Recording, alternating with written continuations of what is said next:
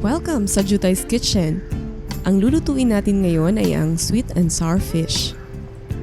Ang ating mga ingredients ay ang mga sumusunod: hiniwang isda, cooking oil, minced garlic, sliced onion, sliced bell pepper, soy sauce, calamansi, sliced ginger, brown sugar, coconut vinegar, coconut milk, and onion chives.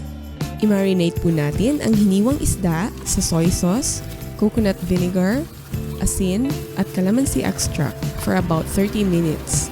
Sa katamtamang apoy, iprito ang marinated fish hanggang maging golden brown.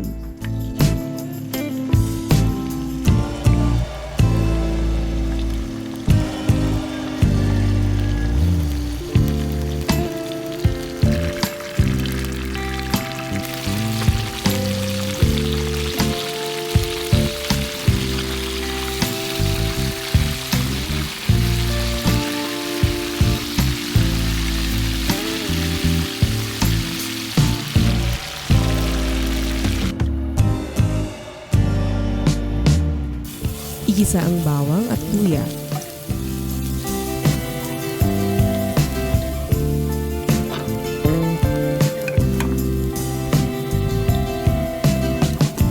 Antayin po nating maging light brown ang bawang saka ilagay ang ating fried fish. Ilagay ang suka, sibuyas at brown sugar.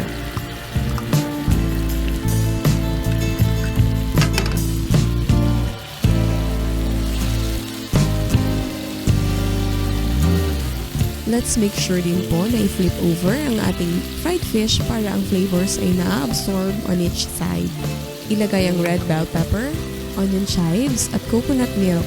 Simmer lang po natin for about 2 to 3 minutes or hanggang lumapot na ang kanyang sauce.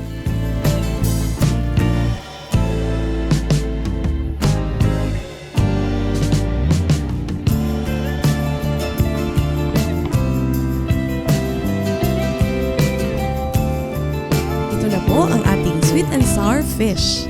Para makatanggap ng mga bagong recipes ni Nanay Jutay, pindutin lamang po ang subscribe button na makikita sa ilalim ng video ito. Hanggang sa susunod, salamat po!